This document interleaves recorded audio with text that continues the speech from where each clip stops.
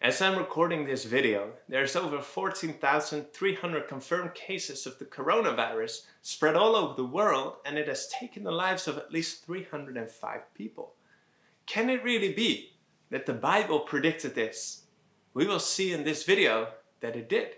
But before we talk about it, just a quick overview of this outbreak. The new strain of coronavirus continues to spread from China. Worldwide, more than 14,000 cases of coronavirus have been confirmed. Now, a short time ago, the World Health Organization declared the outbreak an international public health emergency. The coronavirus death toll rising. Any foreign national who traveled to China in the last 14 days will be banned from setting foot on U.S. soil. The Philippines reporting the first coronavirus death outside of China. The ripple effects of the virus now infecting the economy, with markets plunging. The purpose-built coronavirus hospitals in Wuhan will open its doors on Monday. It started on December 8, 2019, when the first patient developed symptoms of the Wuhan coronavirus. And on January 8 this year, the first death linked to the virus was confirmed. Ever since then, it's been spreading across the globe. And on January 30, the World Health Organization declared a public health emergency of international concern. And yesterday, February 2nd, the first Wuhan coronavirus death has been reported outside of the mainland of China. A 44-year-old Chinese man from Wuhan traveled to the Philippines where he died. So, what does the Bible have to say about this? Now, one of the coolest things about the Bible is Bible prophecy. And this is actually one of the ways with which God says that He wants to win the trust of the people, so that we can know that we can trust God, that He exists, and that we can trust the Bible as His divinely inspired word. In Isaiah 46, verse 9 and 10, God says, "Remember the former things of old, for I am God, and there is no other. I am God, and there is none like me, declaring the end from the beginning, and from ancient times things that are not yet done." Now, God here is saying that since He already knows the end from the beginning, and no human being does, that He will tell us beforehand what will happen in the future. And when people see these things happen, or look back in history and see how God in the Bible predicted these events beforehand as well, we can be confident that we can trust God and the Bible. An example of one of these amazing prophecies is the one in Daniel chapter 2, where God predicted the rise and fall of kingdoms over the course of 2,500 plus years. Even events like Brexit have been foretold in this prophecy. You can click on the card on the top right corner to explore this prophecy more. When Jesus walked on the earth about 2,000 years ago, He gave some prophecies to His followers. They had asked Him when the world would come to an end and when Jesus would come back a second time. And that is where Jesus is predicting future events, giving us signs so that as we see these things happen, we know what is about to come. And we can read these prophetic statements from Jesus in Luke chapter 21, Mark 13, and Matthew 24. And the signs that Jesus gives us, He says they will be like birth pains.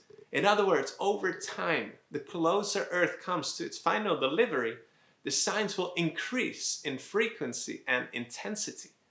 Now, I remember the day when my wife woke me up saying that I was going to become a father. Now, she knew that because she felt the contractions. She knew the signs.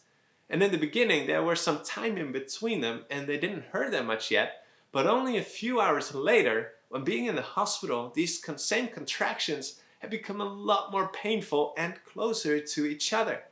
Now, we knew from the beginning that the end result would be that a baby would be born. Just like that, we know that the end result of these Bible prophecies is that the world is going to come to an end when Jesus comes back. And as we see these signs increase, we know that we are getting closer to that moment. And notice one of these signs that Jesus gives us for the end of the world. In Matthew 24, verse 6 and 7. "And you will hear of wars and rumors of wars. See that you are not troubled, for all these things must come to pass, but the end is not yet. For nation will rise against nation, and kingdom against kingdom, and there will be famines and pestilences, which are fatal epidemic diseases like the coronavirus, and earthquakes in various places. So 2,000 years ago, Jesus made the prediction that in the time before he would come back, the world would not be free from disease and outbreaks. Despite the modern efforts being made by the medical world, new diseases and outbreaks still take place. And the Wuhan coronavirus is just one of these examples of how we see end-time prophecy like this being fulfilled in front of our very eyes. And as the whole world is sucked into this media-fueled fear for the coronavirus, Jesus says, don't fear. These things must happen. They are a sign of what is soon to come. Friends, Jesus is coming back soon. So I want to appeal to you. Don't just get caught in these worries and the concerns of this outbreak, but be more concerned about your spiritual health. Are you in right standing with God? Are you continuing to live in sin? Or are you living a life where Christ is giving you victory over sin? Are you joining God in preparing the world, your family, your friends, your neighbors, the ones behind the register at your favorite grocery store, preparing them for his soon return? And you know, the amazing thing is that in the midst of all these terrible events that Jesus predicted would come because mankind would grow so evil, that we should not be troubled. How is that possible? When one outbreak like the coronavirus has just gripped the world as it has? How then will it be when there's even more and bigger outbreaks? How can we not worry or be fearful? Friends, the only way that we can make it through that time is when we place these things in perspective. Seeing these things happen is actually evidence that we can trust God because He already predicted it beforehand. So we are reminded as we see these things that we have an all-powerful God, all-knowing God. And the fact that He warned us beforehand proves that this God cares for us. He wants you to be able to trust Him, because when you trust Him, your perspective changes.